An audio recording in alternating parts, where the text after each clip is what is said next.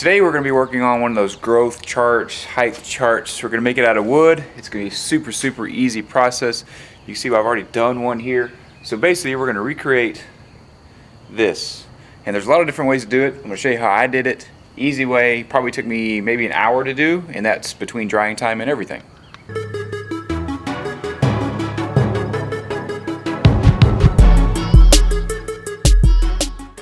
We're going to take this 1x4 by 6 foot piece of wood. You can go buy these at your local big box store, you know, Home Depot, Lowe's, things like that. Fairly cheapish. Well, I mean, wood's a little bit more expensive right now, but they're $7, $8, something like that. And we are going to burn it to get the grain out of it. Then we're going to put a little whitewash on top of it. I'm going to go ahead and put my vinyl stickers on there. I cut them out on the US cutter machine, but using the little vinyl cutter machine, we're going to go ahead and just place these on here, and the numbers as well, which is the feet. Obviously this is 5 feet and 6 foot, and then I have a couple of arrows that I also cut out in the vinyl cutting machine, and that will mark like year 1, year 2, whatever it may be, special event that you're going to place on here. We'll show you that. Let's get to it.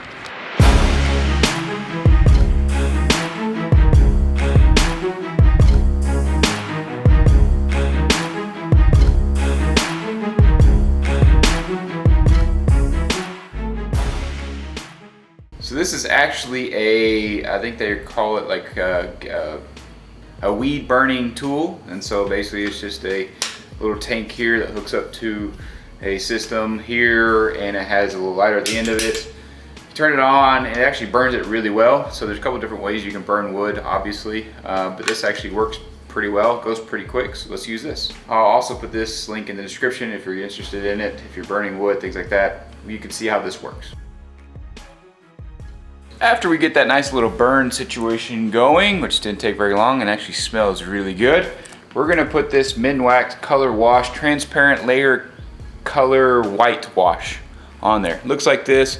Like you said, you can pretty much get it from anywhere. We're gonna go ahead and use a brush, and we're gonna brush it on, and once I get it all brushed on, I'll just take some basically paper towels and then wipe it off. If you want it darker, then you wipe more off. If you want it a little bit lighter or whiter, then you leave more of it on there.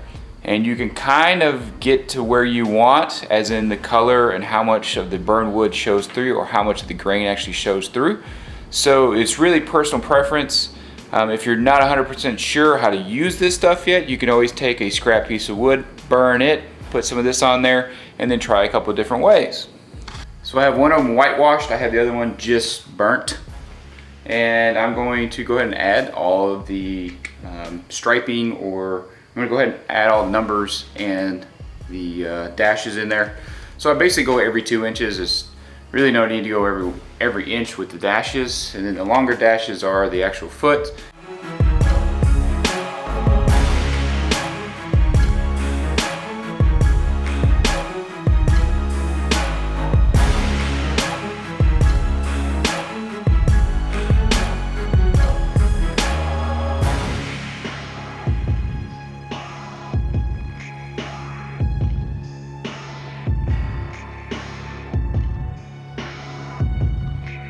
They've all been striped up, stickered up, whatever you want to call it.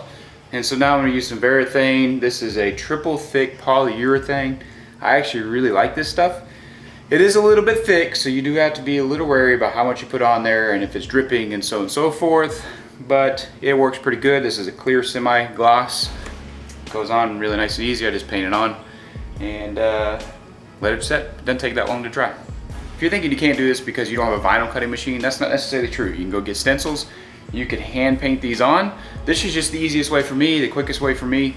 And yeah, so don't discount yourself. Make sure you're gonna try this. It's a pretty simple process. Stencils, stickers, you can go buy some, whatever it may be. But this is a really simple process, and it's really kind of cool to compare, especially if you have a couple of kids.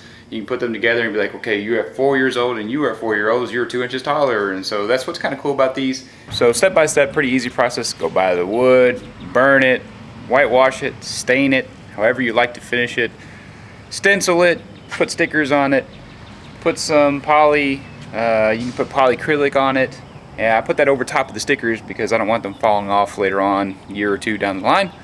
And then I also cut out some arrows, look like so, and then you can write with permanent marker what year it was, whenever you took the height, if it was prominent date, whatever you want on there.